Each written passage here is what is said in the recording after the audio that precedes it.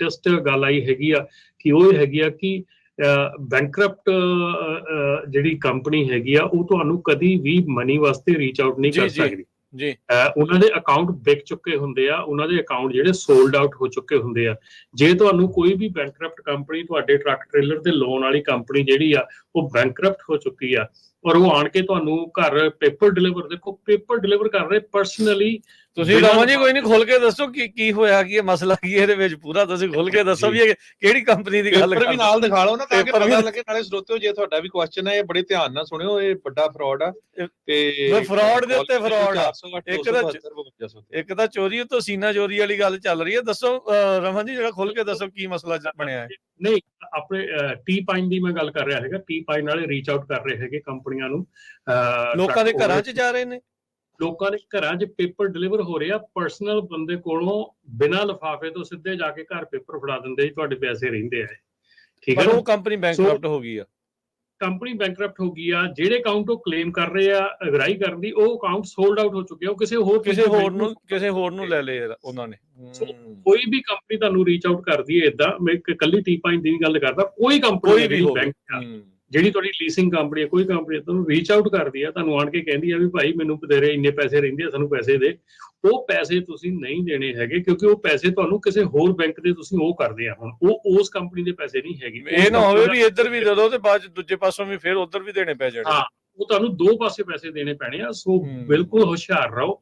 ਜੇ ਇਦਾਂ ਦੀਆਂ ਕੋਈ ਗੱਲਾਂ ਹੁੰਦੀਆਂ, ਇਦਾਂ ਦੀਆਂ ਕੋਈ ਚੀਜ਼ਾਂ ਹੁੰਦੀਆਂ ਤੇ ਉਹਨਾਂ ਦੇ ਵਿੱਚ ਧਿਆਨ ਰੱਖੋ ਕਿ ਇਦਾਂ ਦੀਆਂ ਜਿਹੜੀਆਂ ਧੋਖੇਧੜੀਆਂ ਆ ਇਹ ਤੁਹਾਨੂੰ ਦਿਨ ਪ੍ਰਤੀ ਦਿਨ ਹੁਣ ਹੋ ਰਹੀਆਂ। ਔਰ ਖਾਸ ਕਰਕੇ ਟਰੱਕਿੰਗ ਦੇ ਵਿੱਚ ਐਵਰੀ ਡੇ ਇਹ ਚੀਜ਼ਾਂ ਹੋ ਰਹੀਆਂ। ਔਰ ਪਿਛਲੇ ਵੀਕ ਜਿਹੜੀ ਇੱਕ ਹੋਰ ਮੇਜਰ ਚੀਜ਼ ਹੋਈ ਆ, ਔਰ ਮੈਂ ਪਹਿਲਾਂ ਵੀ ਕਹਿੰਦਾ ਆ ਰਿਹਾ ਰਾਜਕਰਨ, ਆਪਾਂ ਪਹਿਲਾਂ ਵੀ ਇਹ ਗੱਲਾਂ ਕਰਦੇ ਆ ਰਹੇ ਆ ਕਿ ਬਲਾਈਂਡ ਸ਼ਿਪਮੈਂਟ, ਜੇ ਤੁਹਾਨੂੰ ਕੋਈ ਵੀ ਬ੍ਰੋਕਰ ਕਹਿੰਦਾ ਬਲਾਈਂਡ ਸ਼ਿਪਮੈਂਟ, ਉਹ ਬਹੁਤ ਵੱਡਾ ਰੈੱਡ ਫਲੈਗ ਹੈ ਕਿ ਉਹ ਜਿਹੜੀ ਸ਼ਿਪਮੈਂਟ ਹੈ ਚੋਰੀ ਦੀ ਸ਼ਿਪਮੈਂਟ ਹੈਗੀ ਹੈ, ਤੁਹਾਡੇ ਕੋਲ ਚੋਰੀ ਕਰਵਾਈ ਜਾਣ ਲੱਗੀ ਹੈ ਬਲਾਈਂਡ ਸ਼ਿਪਮੈਂਟ ਕਹਿ ਕੇ। ਸੋ ਜੇ ਤੁਹਾਨੂੰ ਬਲਾਈਂਡ ਸ਼ਿਪਮੈਂਟ ਆਉਂਦੀ ਆ, ਬਲਾਈਂਡ ਸ਼ਿਪਮੈਂਟ ਦੇ ਵਿੱਚ ਤੁਸੀਂ ਮੇਕ ਸ਼ੋਰ ਕਰਨਾ ਕਿ ਜਿਹੜਾ ਐਡਰੈਸ ਤੁਹਾਡੇ ਪੇਪਰ ਵਰਕ ਤੇ ਆ, ਜਿਹੜਾ ਐਡਰੈਸ ਤੁਹਾਡੇ ਉੱਤੇ ਆ, ਤੁਸੀਂ ਕੋਖ ਪੜਤਾਲ ਕਰਨੀ ਆ ਸਾਰੀ। ਉਸ ਤੋਂ ਬਿਨਾਂ ਉਹ ਲੋਡ ਨਹੀਂ ਕਰਨਾ, ਕਿਉਂਕਿ ਬਹੁਤ ਵੱਡੇ ਚਾਂਸਸ ਹੈਗੇ ਕਿ ਉਹ ਲੋਡ ਜਿਹੜਾ ਹੁਣ ਇਹ ਜਿਹੜਾ ਕਾਲ ਆਈ ਆ, ਇਹ ਉਹ ਸਾਡੇ ਨਾਪਟਾ ਦੇ ਮੈਂਬਰ ਆ। ਉਹ ਵਿਚਾਰੇ ਕਹਿੰਦੇ ਅਸੀਂ ਸੁਣਦੇ ਰਹਿੰਦੇ ਆ, ਰੇਡੀਓ ਵੀ ਸੁਣਿਆ, ਸਭ ਕੁਝ ਸੁਣਿਆ, ਸਾਨੂੰ ਪਤਾ ਸੀਗਾ ਇਹ ਗੱਲ ਦਾ, ਪਰ ਬੰਦਾ ਗਲਤ ਕੰਮ ਕਰਨ ਲੱਗਾ ਮੁੜ ਕੇ 1 ਸੈਕਿੰਡ ਦੇ ਵਿੱਚ ਫਸ ਜਾਂਦਾ। ਉਹ ਲੋਡ ਇਧਰੋਂ ਚੁਕਾ ਕੇ ਤੇ ਉਹਨਾਂ ਨੂੰ ਉਧਰ ਮਿਡ ਵੈਸਟ ਦੇ ਵਿੱਚ ਜਾਣਾ ਸੀਗਾ ਤੇ ਉਹ ਬ੍ਰੋਕਰ ਨੇ ਕਹਿਤਾ ਵੀ ਇਹ ਬਲਾਈਂਡ ਸ਼ਿਪਮੈਂਟ ਹੈ, ਤੁਸੀਂ ਇਹਨੂੰ ਐਲਏ ਲਾ ਦਿਓ। ਠੀਕ ਹੈ, ਉਹਨਾਂ ਨੇ ਐਲਏ ਲਾਤੀ ਸ਼ਿਪਮੈਂਟ।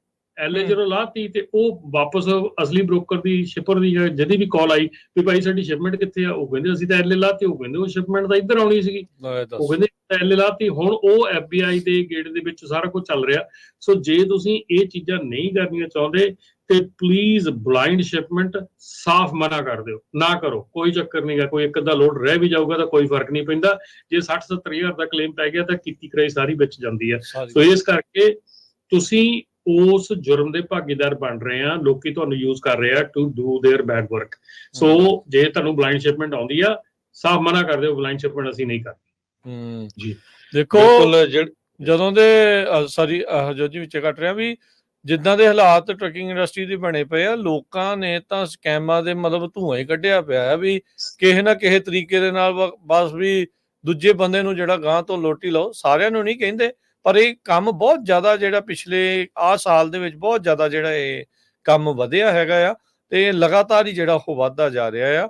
ਸੋ ਇੰਡਸਟਰੀ ਦੇ ਵਿੱਚ ਰਮਨ ਜੀ ਇਹਦੇ ਪ੍ਰਤੀ ਕਿੱਦਾਂ ਦੀ ਮਤਲਬ ਇਹਨੂੰ ਰੋਕਣ ਦੇ ਲਈ, ਇਹਦੀ ਰੋਕਥਾਮ ਦੇ ਲਈ ਕੀ ਜਿਹੜਾ ਉਹ ਚੱਲ ਰਿਹਾ, ਕੀ ਕੋਈ ਰੈਗੂਲੇਸ਼ਨਸ ਆਉਣ ਦੀ ਹੈਗੀ ਆ ਜਾਂ ਕਿੱਦਾਂ ਜਿਹੜਾ ਉਹ ਹੋ ਸਕਦਾ? ਹੁਣ ਤੁਸੀਂ MC ਨੰਬਰ ਵਾਲਾ ਵੀ ਦੱਸਿਆ ਵੀ ਉਹਦੇ ਵਿੱਚ ਵੀ ਕਿਸ ਤਰੀਕੇ ਦੇ ਨਾਲ ਇਹ ਚੱਲ ਰਿਹਾ।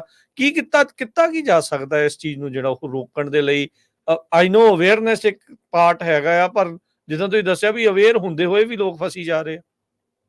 ਭਾਈ ਰਾਜਕਰਨ, ਸਾਰਿਆਂ ਨਾਲੋਂ ਵੱਡਾ ਜਿਹੜਾ ਪਾਰਟ ਹੈਗਾ 99% ਇਜ਼ ਅਵੇਅਰਨੈਸ, ਐਜੂਕੇਸ਼ਨ ਤੇ ਆਪਣੇ ਆਪ ਨੂੰ ਸੁਹਿਰਦ ਰੱਖਣਾ, ਆਪਣੇ ਆਪ ਨੂੰ ਪੂਰਾ ਟਾਈਮ ਟੂ ਟਾਈਮ ਆਪਣੀ ਇਨਫੋਰਮੇਸ਼ਨ ਰੱਖਣੀ। ਤੁਹਾਡੇ ਬਹੁਤ ਜ਼ਿਆਦਾ ਡਾਕੂਮੈਂਟਸ ਹੈਗੇ ਆ, ਬਹੁਤ ਜ਼ਿਆਦੀਆਂ ਚੀਜ਼ਾਂ ਹੈਗੀਆਂ ਜਿਹੜੇ ਤੁਸੀਂ ਲੋਡ ਲੈਣ ਤੋਂ ਪਹਿਲਾਂ ਚੈੱਕ ਕਰ ਸਕਦੇ ਹੈਗੇ ਆ, ਲੋਡ ਲੈਣ ਤੋਂ ਪਹਿਲਾਂ ਗੱਲ ਕਰ ਸਕਦੇ ਹੈਗੇ ਆ। ਇੰਨੀਆਂ ਕੁ ਚੀਜ਼ਾਂ ਮੈਂ ਤੁਹਾਨੂੰ ਦੱਸ ਸਕਦਾ ਕਿ ਤੁਸੀਂ ਸਿੰਪਲੀ ਰੈੱਡ ਫਲੈਗ ਕਿੱਥੇ ਫੜਨਾ ਹੈ? ਜੇ ਤੁਸੀਂ ਜਿਹੜਾ ਤੁਹਾਡਾ ਆਪਣਾ ਡਿਸਪੈਚਰ ਹੈਗਾ ਜਾਂ ਤੁਸੀਂ ਆਪ ਡਿਸਪੈਚ ਕਰਦੇ ਹੈਗੇ ਆ, ਜੇ ਤੁਸੀਂ ਰੀਅਲੀ ਡਿਸਪੈਚ ਕਰਨਾ ਜਾਣਦੇ ਆ, ਰੀਅਲੀ ਤੁਹਾਨੂੰ ਪਤਾ ਹੈ ਡਿਸਪੈਚਿੰਗ ਦਾ ਕੀ ਹੁੰਦੀ ਆ, ਤੇ ਤੁਹਾਨੂੰ 2 ਸੈਕਿੰਡ ਲੱਗਦੇ ਆ ਗਲਤ ਲੋਡ ਨੂੰ ਲੱਭਣ ਨੂੰ ਜਾਂ ਫੜਨ ਨੂੰ ਕਿ ਇਹ ਬੰਦਾ ਗਲਤ ਹੈਗਾ। ਬੋਲੀ ਬਾਤ, ਕਿੱਥੋਂ ਜਾਣਾ, ਕਿੱਥੇ, ਡੀਟੇਲ ਕੁਐਸਚਨ ਪੁੱਛੋ, ਡੀਟੇਲ ਚੀਜ਼ਾਂ ਪੁੱਛੋ, ਭਾਰ ਕਿੰਨਾ ਆ, ਕੀ ਆ, ਹਰ ਚੀਜ਼, ਕਮੋਡਿਟੀ ਕੀ ਆ। ਅੱਛਾ, ਹੁਣ ਸਾਰਿਆਂ ਨਾਲੋਂ ਪਹਿਲਾਂ ਜਿਹੜਾ ਮੈਂ ਜ਼ਰੂਰੀ ਕੰਮ ਕਹਿਣਾ ਆ ਸਾਰਿਆਂ ਨੂੰ, ਉਹ ਤੁਸੀਂ ਕਮੋਡਿਟੀ ਪੁੱਛੋ ਤੇ ਇੱਕ ਆਪਣੀ ਇੰਸ਼ੋਰੈਂਸ ਨੂੰ ਜਾ ਕੇ ਚੈੱਕ ਕਰੋ ਕਿ ਤੁਹਾਡੀ ਇੰਸ਼ੋਰੈਂਸ ਦੇ ਵਿੱਚ ਕਿਹੜੀਆਂ ਚੀਜ਼ਾਂ ਐਕਸਕਲੂਜਨ ਆ। ਮੈਜੋਰਟੀ ਜਿਹੜੇ ਆਪਣੇ ਪ੍ਰੋਡਿਊਸ ਦੇ ਬਹੁਤ ਲੋਡ ਹੁੰਦੇ ਆ ਉਹ ਐਕਸਕਲੂਡਡ ਹੁੰਦੇ ਆ ਇੰਸ਼ੋਰੈਂਸ ਦੇ ਵਿੱਚੋਂ। ਤੁਸੀਂ ਆਪਣੀ ਇੰਸ਼ੋਰੈਂਸ ਪਾਲਿਸੀ ਚੈੱਕ ਕਰੋ। ਇਹ ਚੀਜ਼ਾਂ, ਜੇ ਤੁਸੀਂ ਇੱਕ ਕਮੋਡਿਟੀ ਆ ਉਹ ਤੁਸੀਂ ਕੈਰੀਓ ਨਹੀਂ ਕਰ ਸਕਦੀ, ਤੁਹਾਡੀ ਇੰਸ਼ੋਰੈਂਸ ਨੇ ਕਵਰ ਹੀ ਨਹੀਂ ਕਰਨੀ, ਦੈਨ ਕੱਲ ਨੂੰ ਤੁਹਾਡੇ ਤੇ ਕਲੇਮ ਪੈ ਗਿਆ, ਤੁਸੀਂ ਤੁਹਾਨੂੰ ਪੈਸੇ ਦੇਣੇ ਪੈਣੇ ਆ। ਸੋ ਰਾਜਨ, ਟਰੱਕਿੰਗ ਇੱਕ ਬਹੁਤ ਹੀ ਡੀਟੇਲਡ ਵਰਕ ਹੈਗਾ।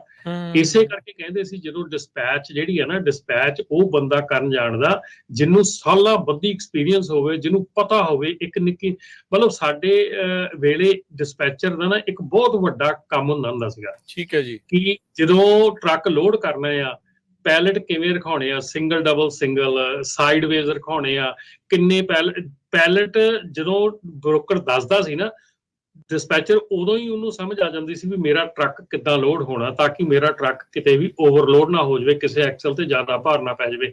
ਸੋ ਇਹ ਡਿਸਪੈਚਰ ਦੀ ਜ਼ਿੰਮੇਵਾਰੀ, ਉਹ ਡਿਸਪੈਚਰ ਦਾ ਕੰਮ ਹੁੰਦਾ ਸੀ। ਅੱਜ ਦੀ ਤਰੀਕ 'ਚ ਤਾਂ ਇਹ ਚੀਜ਼ਾਂ ਹੈ ਹੀ ਨਹੀਂ ਕਿਤੇ ਵੀ, ਔਰ ਇਸੇ ਕਰਕੇ ਅਸੀਂ ਧੋਖੇ ਦਾ ਸ਼ਿਕਾਰ ਹੋ ਰਹੇ ਹਾਂ ਕਿਉਂਕਿ ਇਹ ਸਾਨੂੰ ਬੇਸਿਕ ਚੀਜ਼ਾਂ ਦਾ ਬਿਲਕੁਲ ਖਿਆਲ ਨਹੀਂ ਹੈ।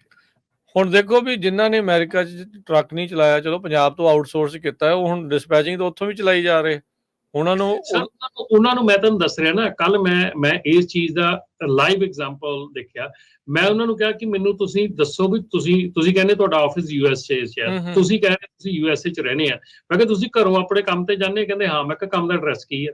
ਮੈਂ ਕਿਹਾ ਤੈਨੂੰ ਪਤਾ ਜਿਹੜਾ US 'ਚ ਰਹਿੰਦਾ ਉਹ 2 ਸੈਕਿੰਡ ਦੇ ਵਿੱਚ ਆਪਣਾ ਕੰਮ ਦਾ ਐਡਰੈਸ ਦੱਸ ਦਿੰਦਾ, ਠੀਕ ਆ। ਤੈਨੂੰ 3-4 ਮਿੰਟ ਲੱਗ ਰਹੇ ਆ ਔਰ ਤੂੰ ਮੈਨੂੰ ਪੜ੍ਹ ਕੇ ਦੱਸ ਰਿਹਾ ਆਪਣੀ ਵੈਬਸਾਈਟ ਤੋਂ ਜਾ ਕੇ ਕਿ ਸਾਡਾ ਆਹ ਐਡਰੈਸ ਆ। ਬਾਕੀ ਵੀ ਸ਼ਹਿਰਾਂ ਦੇ ਨਾਂ ਥੋੜੀ ਲੈਣੇ ਆਉਂਦੇ ਉਹਨਾਂ ਨੂੰ ਅਜੇ, ਠੀਕ ਹੈ ਨਾ। ਫਿਰ ਮੈਂ ਕਿਹਾ ਵੀ ਰਹਿਣਾ ਕਿੱਥੇ ਆ, ਫਿਰ ਚੁੱਪ ਬਸ। ਉਹ ਮਤਲਬ ਤਾਂ ਇਹ ਨਿੱਕੀਆਂ ਚੀਜ਼ਾਂ ਆ। ਤੁਸੀਂ ਦੇਖੋ, ਸੁਣੋ, ਹੈ ਨਾ, ਬੋਲੀ ਦਾ ਤੁਹਾਨੂੰ ਪਤਾ ਲੱਗ ਜਾਂਦਾ ਆ ਜਦੋਂ ਤੁਸੀਂ ਬੋਲਦਾ ਹੈ ਕੋਈ ਕਿ ਉਹ ਕਿਹੜੀ ਲੈਂਗੁਏਜ ਬੋਲ ਰਿਹਾ ਹੈਗਾ। ਆਪਣੇ ਇੱਧਰ ਯੂਕਰੇਨੀਅਨ, ਇੱਧਰ ਆਪਣੇ ਦੂਜੇ ਜਿਹੜੇ ਆ ਕੰਟਰੀਜ਼ ਆ ਥੱਲੇ ਹੈਗੇ ਆ ਕਿੰਨੇ, ਅਲਬੇਨੀਆ, ਇਹਨਾਂ ਬਹੁਤ ਕੰਟਰੀਆਂ ਦੇ ਵਿੱਚ ਡਿਸਪੈਚਰ ਬੈਠੇ, ਜ਼ਰੂਰੀ ਨਹੀਂ ਪੰਜਾਬ 'ਚ ਹੀ ਬੈਠੇ ਆ, ਬਹੁਤ ਜ਼ਿਆਦਾ ਬੈਠੇ। ਈਸਟਰਨ ਯੂਰਪੀਅਨ ਵੀ ਬਹੁਤ ਨੇ, ਸਹੀ ਗੱਲ ਆ। ਹਾਂ, ਬਹੁਤ ਜ਼ਿਆਦਾ ਬੈਠੇ ਆ ਡਿਸਪੈਚਰ ਜਿਹੜੇ ਕੰਮ ਕਰ ਰਹੇ ਹੈਗੇ ਆ। ਸੋ ਪਲੀਜ਼ ਇਹ ਚੀਜ਼ਾਂ। ਔਰ ਇੱਕ ਗੱਲ ਹੋ ਰਿਹਾ, ਜਦੋਂ ਤੁਸੀਂ ਨਾ ਕਈ ਵਾਰੀ ਤੁਸੀਂ ਕਹਿੰਦੇ ਵੀ ਇੰਗਲਿਸ਼ ਵਧੀਆ ਬੋਲਦਾ ਤੇ ਠੀਕ ਹੀ ਹੋਣਾ, ਇਹ ਵੀ ਗਲਤ ਆ। ਜੇ ਇੰਗਲਿਸ਼ ਵਧੀਆ ਬੋਲਦਾ ਤੇ ਮਤਲਬ ਇਹ ਨਹੀਂ ਕਿ ਵੀ ਉਹ ਸਹੀ ਹੈ। ਤੁਸੀਂ ਆਪਣੇ ਜਿਹੜੇ ਰੈੱਡ ਫਲੈਗ ਉਹ ਸਾਰੇ ਰੱਖੋ, ਆਪਣੇ ਜਿਹੜੇ ਸਵਾਲ ਜਵਾਬ ਉਹ 'ਚ ਕਸਰ ਨਾ ਛੱਡੋ ਤੁਸੀਂ, ਜਿਹੜੀ ਇਹ ਗੱਲ ਹੈਗੀ ਆ। ਬਿਲਕੁਲ ਸਰੋਤਿਓ, ਤੁਸੀਂ ਕਾਲ ਵੀ ਕਰ ਸਕਦੇ ਹੋ। ਤੁਹਾਡਾ ਕੁਐਸਚਨ ਹੈਗਾ ਤਾਂ 408-272-5200 4082725200। ਆਪਣੇ ਕੋਲ 17-18 ਮਿੰਟ ਹੈਗੇ ਆ। ਲਾਈਵ ਪ੍ਰੋਗਰਾਮ ਚੱਲ ਰਿਹਾ ਕੈਲੀਫੋਰਨੀਆ ਦੇ ਸਮੇਂ ਮੁਤਾਬਕ। ਤੇ ਇਹੀ ਜਿਹੜੀ ਆਪਾਂ FM CSA ਵਾਲੀ ਗੱਲ ਕਰਦੇ ਸੀ, ਬਾਇੰਗ ਸੈਲਿੰਗ MC ਨੰਬਰਸ ਤੇ ਹੋਰ ਜਿਹੜੇ ਘਰਾਂ 'ਚ ਆ ਕੇ ਹੁਣ ਉਹਨਾਂ ਨੇ ਪੈਸੇ ਮੰਗਣੇ ਸ਼ੁਰੂ ਕਰਤੇ ਆ। ਤੇ ਨਾਲ ਦੀ ਨਾਲ ਜਿਹੜੇ ਇਹ ਸਾਰੇ ਕਾਸੇ ਦੇ ਵਿੱਚ ਕਹਿੰਦੇ ਪਈ ਜਿਹੜਾ ਚੋਰੀਆਂ ਬਹੁਤ ਹੁੰਦੀਆਂ ਆ, ਥੈਫਟ 600% ਵਧਿਆ ਆ ਇਸ ਸਾਲ ਦੇ ਵਿੱਚ। Cargo theft due to stolen or maybe sold identities of carriers and brokers, ਜੋ ਰਮਨ ਭਾਜੀ ਹੁਣੀ ਦੱਸ ਕੇ ਹਟੇ ਹੈਗੇ ਆ। ਜ਼ਰੂਰੀ ਨਹੀਂ ਮੈਂ ਸਿੱਧਾ ਤੁਹਾਡਾ ਟ੍ਰੇਲਰ ਚੱਕ ਕੇ ਲੱਗਾ, ਪਰ ਜਿਹੜੀਆਂ ਤੁਸੀਂ ਇੱਕ ਦੂਜੇ ਤੋਂ ਬਾਈ ਕਰਦੇ ਆ, ਉਹਨਾਂ ਨੂੰ ਪਤਾ ਹੈ ਪੁਰਾਣਾ ਉਹੀ ਲੈ ਕੇ ਤਾਂ ਉਹ ਜਿਹੜਾ ਚੋਰੀ ਕਰ ਰਹੇ ਹੈਗੇ। ਹਰਜੋਤ ਭਾਈ, 2 ਕੇਸ ਮੇਰੇ ਕੋਲ ਹੈਗੇ ਆ, ਜਿਹੜੇ ਇੱਕ ਇੱਥੋਂ ਦਾ ਆਪਣਾ ਕੈਲੀਫੋਰਨੀਆ ਦਾ, ਇੱਕ ਇੰਡੀਅਨਾਪੋਲਿਸ ਦਾ। 20,000 ਦੇ ਵਿੱਚ ਕੰਪਨੀ ਸੈਲ ਕੀਤੀ ਆ ਤੇ ਪੇਪਰ ਦੇ ਦਿਓ, ਬਸ ਸਾਡੇ ਨਾਂ ਦੇ ਆ ਕਰ ਦਿਓ, ਫੋਨ ਨੰਬਰ ਆ ਕਰ ਦਿਓ। 4-5 ਚੀਜ਼ਾਂ ਲਈਆਂ, ਫਟਾਫਟ ਪਟਾਕ ਅਗਲੇ ਨੇ। ਅੱਛਾ, 20,000 ਕੈਸ਼ ਫੜਾਇਆ ਅਗਲੇ ਨੇ ਰੈਸਟੋਰੈਂਟ ਤੇ ਜਾ ਕੇ, ਠੀਕ ਆ। 20,000 $30,000 ਕੈਸ਼ ਫੜਾਇਆ ਤੇ ਅਗਲੇ ਮਹੀਨੇ ਦੇ ਵਿੱਚ 9 ਤੋਂ 10 ਲੋਡ ਉੜ ਗਏ ਜੀ, ਠੀਕ ਹੈ ਨਾ। ਹੁਣ ਇੱਕ ਲੋਡ ਜਿਹੜਾ 70-70, 80-80 ਹਜ਼ਾਰ ਦਾ ਆ, ਤੇ ਤੁਸੀਂ ਹਿਸਾਬ ਲਾ ਲਓ ਵੀ ਕਿੱਥੇ ਗੱਲ ਚਲੀ ਗਈ। ਤੇ ਕੱਲ ਨੂੰ ਤੁਸੀਂ ਉਹ ਕਲੇਮਾਂ ਦੇ ਨਾਲ ਜੂਝਦੇ ਰਹਿਣਾ, ਕਿਉਂਕਿ ਕੰਪਨੀ ਅਜੇ ਸਟਿਲ ਤੁਹਾਡੇ ਨਾਂ ਤੇ ਆ, ਇੰਸ਼ੋਰੈਂਸ ਤੁਹਾਡੇ ਨਾਂ ਤੇ ਆ, ਸਾਰਾ ਕੁਝ ਤੁਹਾਡੇ ਨਾਂ ਤੇ ਆ। ਬਿਲਕੁਲ ਨਾਲੇ ਕੰਪਨੀਆਂ ਨੇ ਵੀ ਕਿੰਨਾ ਕੁ ਫਾਈਨ ਕਰਨਾ ਹੁਣ, ਕੰਪਨੀਆਂ ਦਾ ਅੱਗੇ ਇੰਸ਼ੋਰੈਂਸ ਕੰਪਨੀਆਂ ਦਾ ਧੂੰਆਂ ਨਿਕਲਿਆ, ਆਪਾਂ ਨੂੰ ਪਤਾ ਹੀ ਆ, ਕੈਲੀਫੋਰਨੀਆ 'ਚ ਤਾਂ ਖਾਸ ਕਰਕੇ। ਧੂੰਆਂ ਨਿਕਲਿਆ। ਔਰ ਦੂਜੀ ਗੱਲ ਇਹ ਆ ਅਜੋਤ ਭਾਜੀ, ਰਾਜਕਿਰਨ, ਆਪਣੀਆਂ ਜਿਹੜੀਆਂ ਲਾ ਇਨਫੋਰਸਮੈਂਟ ਏਜੰਸੀਜ਼ ਆ ਨਾ, ਉਹਨਾਂ ਲਈ ਹੋਰ ਬੜੇ ਇੰਪੋਰਟੈਂਟ ਕੰਮ ਹੈਗੇ ਆ ਕਰਨ ਨੂੰ। ਅਗਲੀਆਂ ਕਹਿੰਦੀਆਂ ਵੀ ਇੰਸ਼ੋਰੈਂਸ ਕਲੇਮ ਕਰੋ, ਆਪਣੀ ਇੰਸ਼ੋਰੈਂਸ ਤੋਂ ਪੈਸੇ ਲੈ ਲਓ, ਬਈ ਬਾਕੀ ਠੀਕ ਆ, ਅਸੀਂ ਲਿਖ ਲਿਆ ਕੇਸ, ਦੇਖਾਂਗੇ ਜੇ ਸਾਨੂੰ ਲੱਭ ਗਿਆ। ਕਿਉਂਕਿ ਦੇਖੋ, ਲਾ ਇਨਫੋਰਸਮੈਂਟ ਵੀ ਕਿਸੇ ਹੱਦ ਤੱਕ ਹੀ ਕੁਝ ਕਰ ਸਕਦੀ ਹੈ, ਸਹੀ ਠੀਕ ਗੱਲ ਹੈ ਨਾ ਜੀ। ਬਿਲਕੁਲ ਬਿਲਕੁਲ। ਸੋ ਇਹ ਸਾਰਾ ਕੁਝ ਜਿਹੜਾ ਉਹ ਚੱਲ ਰਿਹਾ ਹੈਗਾ। ਸੋ ਇਹ ਜਿਹੜੀ ਸਥਿਤੀ ਆ। ਤੇ ਬਾਕੀ ਜੇ ਤੁਹਾਡਾ ਟਰੱਕਿੰਗ ਨੂੰ ਲੈ ਕੇ ਕੋਈ ਹੋਰ ਕੁਐਸਚਨ ਹੈਗਾ ਆ, ਤੁਸੀਂ ਪੁੱਛਣਾ ਚਾਹੁੰਦੇ ਆ, ਕੁਝ ਦੱਸਣਾ ਚਾਹੁੰਦੇ ਆ, ਤੁਹਾਡੇ ਕਿਸੇ ਟਰੱਕਿੰਗ ਦੇ ਇਸ਼ੂ ਤੇ ਤੁਸੀਂ ਗੱਲ ਕਰਨੀ ਆ, ਤਾਂ ਤੁਸੀਂ ਕਾਲ ਕਰ ਸਕਦੇ ਹੋ ਨੰਬਰ 408 272 5200 ਦੇ ਉੱਤੇ।